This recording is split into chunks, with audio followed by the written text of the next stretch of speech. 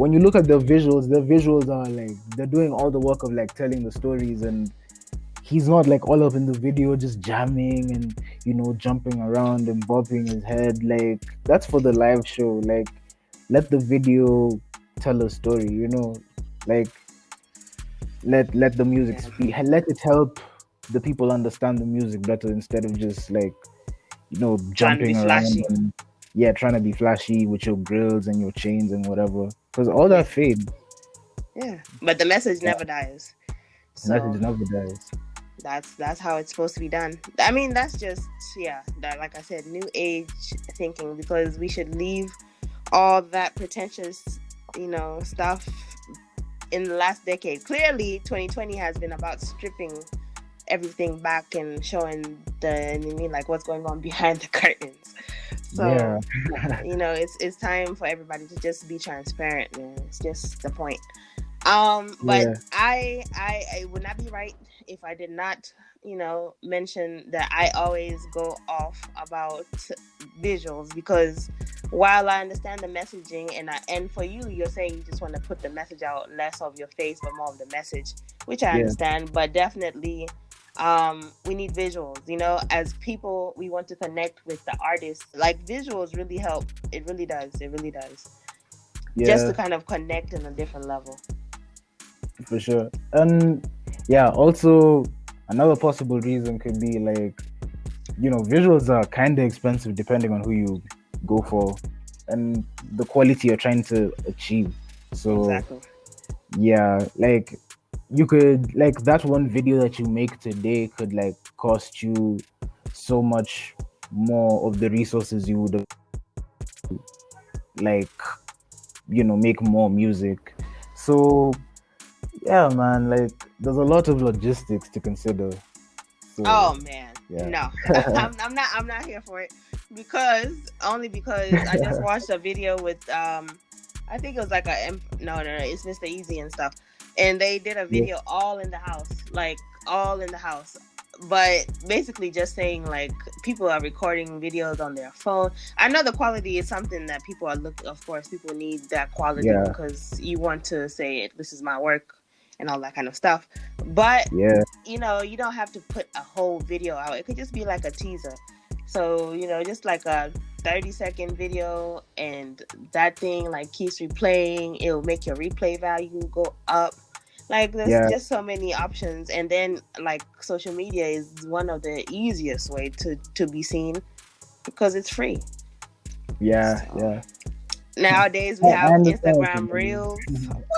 What? Oh no, I have to go off, because the Instagram Reels are even easier. You don't even have to have a TikTok anymore, and then you have TikTok. My gosh, man. As I mean, because social presence is like do or die. Because the more we see you, the more like, okay, that's my guy right there. That's the guy I'm talking about. That's the guy I like. But as we proceed forward, so who are your favorites right now currently from Kenya? Like, are you listening to anyone, or are you just zoned into anyone in Kenya? Yeah. In Kenya, definitely Nene. Okay. And Amaz. There's Jack Quill. Hey. There's the Swami, Boy Black. There's a producer called Kelly Hippie who also works with Boy Black. Chevy Kev.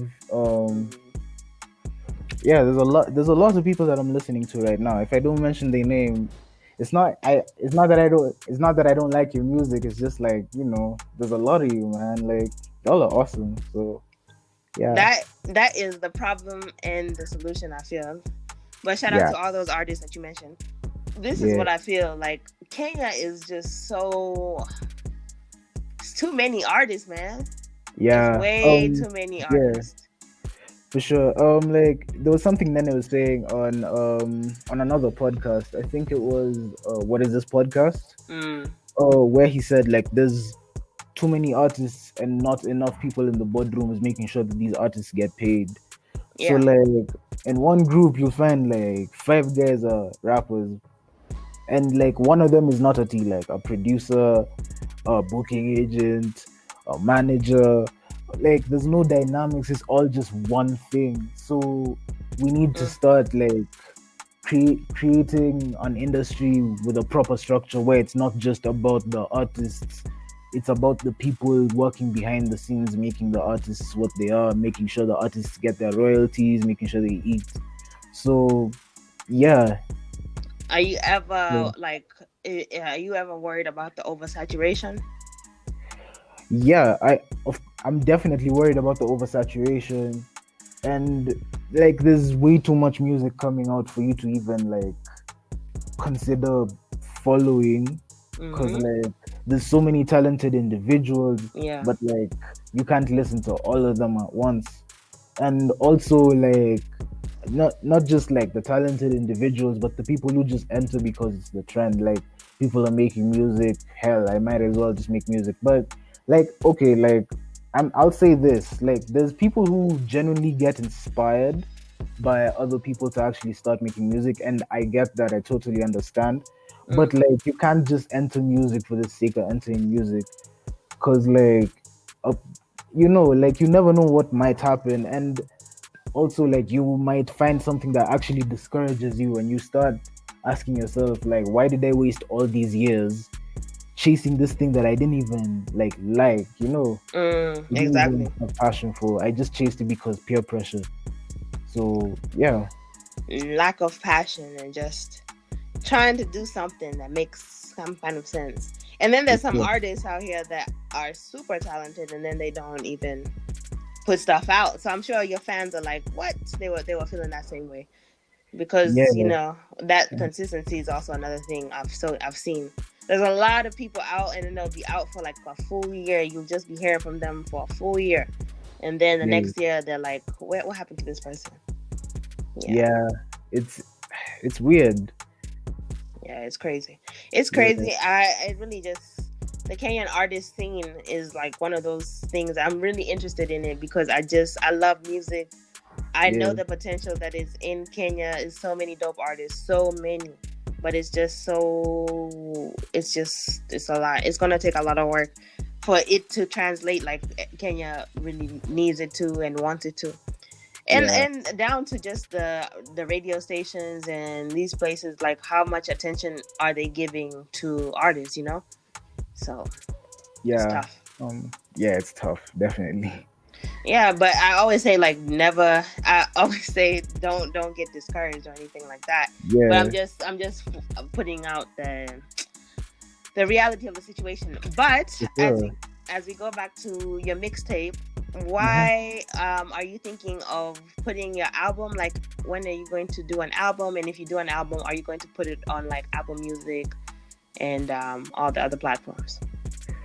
Yeah, I'll definitely put an album on Apple Music, but like for now, like I'm just interested in like gaining people who like care about the music. Because like if you're willing to listen to my music for free, at some point you're gonna be willing to like buy it.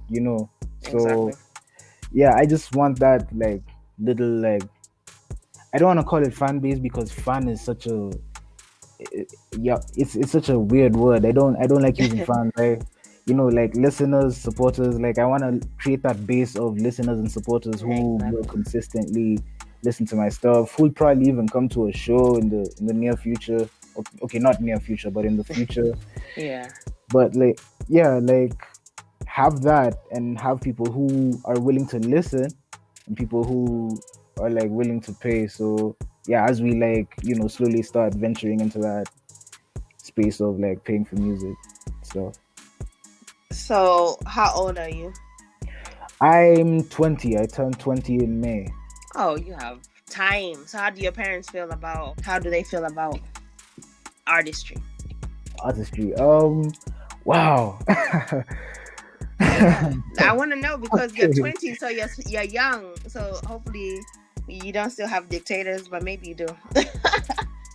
It is slash was an Mm, uphill battle because like I started rapping when I was like I said, I started rapping when I was 11 and stuff. So mm, at like 14, when like I was at 14 when I was inspired by like Kendrick and Cole mm. and Big Crit, Joey Badass, like so many different individuals.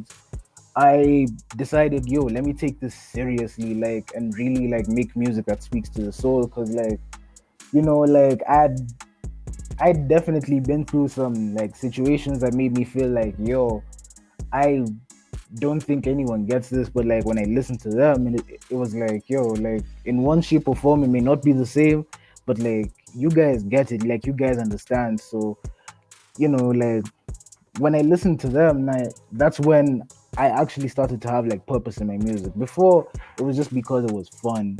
And like I started because I saw Rigor Mortis and I saw Look at Me Now and I saw Kendrick and Busta Rhymes doing the fast rap thing, and I was like, yo, that's so cool. I want to do that. But it became more than that. So yeah, when I started saying that I want to take this seriously, my parents were like, do you know that not everybody makes it?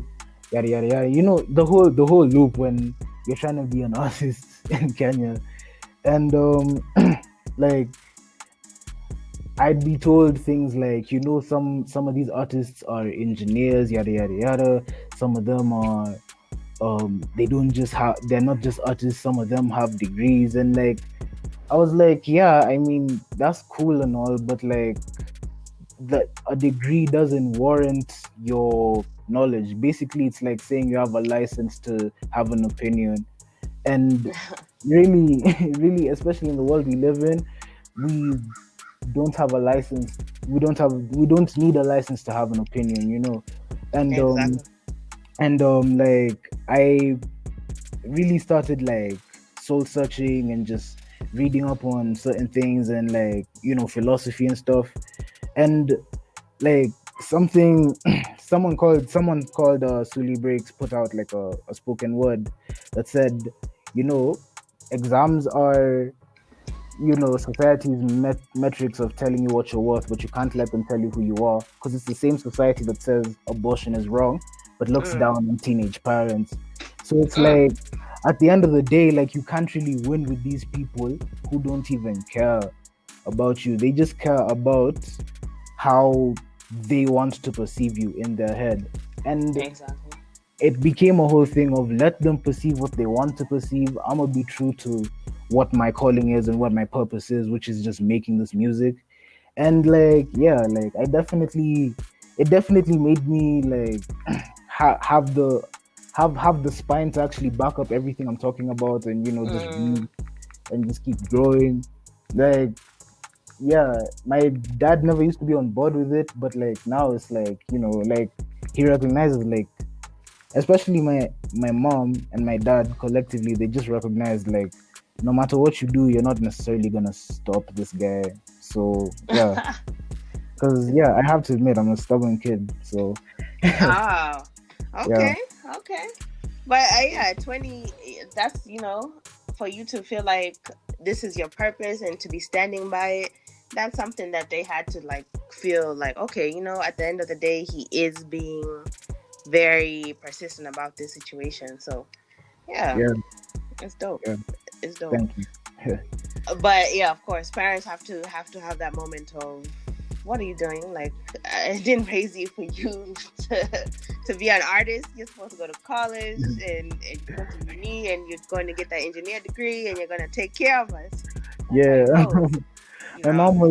mom was definitely throwing like a lot of course suggestions, like, you should do, psychology, you should do like law and stuff, you should do this and that and this. And I was just like, I'm not feeling law, my G. Like, I'm sorry, I love you, but law, nah. Because like I've always been like, all my life I've always been into art. Like, when I was 9, I wanted to be a comic book artist. When I was 10, I wanted to be like a whatever, a comedian. But like, like, I've never wanted to do anything that says, yo, sit on a desk and just do paperwork, or Exactly. go to a You, lab and cut things or people up, or things like those. Like, I've never wanted to do something that's 9 to 5. So yeah. oh yeah, definitely all about creativity and just having a, like, yeah, I feel you on that. That's how Yeah. all creatives should have that same kind of story.